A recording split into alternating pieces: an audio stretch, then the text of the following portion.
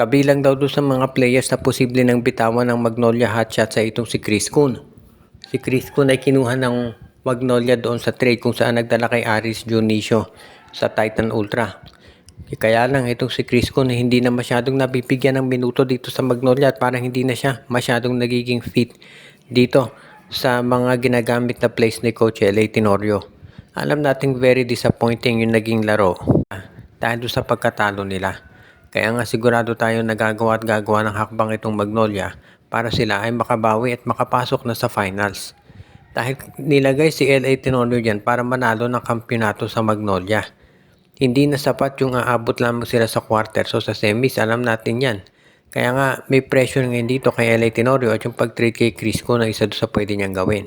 Maraming teams ang interesado kay Chris Kun so posibleng i-trade yan para kay Alex Stockton. Pwede rin na baka si Chris Kun i-trade kay Joshua Monzon o di kaya naman kay Richie Rivero. Maraming mga players na pwedeng maging kapalit itong si Kun na magagamit ni Coach L.A. Tenorio. At yan ay kabilang doon sa mga plano nila sigurado. Kinakailangan lamang talaga na maipakita nitong Magnolia Hotshots na pagdating dito sa pagpapalakas ng kanilang roster sila talaga ay seryoso. Dahil yung paggamit naman ng Magnolia, itong kanilang lineup, solid naman overall yung lineup pero syempre iba pa rin kung makakakuha ka ng isa pang solid wingman na pwedeng magamit ng Magnolia at yan talaga yung nababagay para dito sa kanilang lineup. Si L.A. Tenorio alam natin bibigyan niya ng mahabang oportunidad ni coach ni Francis Chua pero syempre gusto rin niya na kahit papano ngayon itong Magnolia ay makaabante na sa finals dahil syempre yung mga fans mataas talaga ang nagiging expectation sa nasabing team. So tignan na lang natin kung ano ang gagawin ngayon itong Magnolia lalo na sa ganitong klase na sitwasyon. Ang Blackwater Bossing daw ngayon ay kabilang dito sa mga teams na nakikipag-usap at interesado na makuha yung draft pick ng Phoenix Fuel Masters. Ang Phoenix ngayon ay isa doon sa mga teams na madalas sa kinakausap pagdating sa mga trades at yung pagkuha nga sa draft pick nito ang isa doon sa tinitignan ng mga koponan ngayon.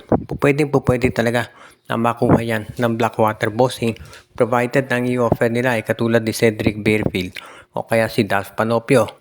Dahil sa ngayon itong Phoenix alam natin seryoso yan dito sa plano nila na maging isang legitimate playoff contender.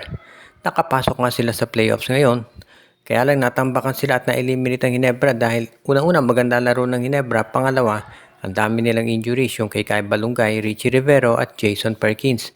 Kaya sa tingin ko itong Phoenix ay satisfied naman sila dito sa naging performance nila.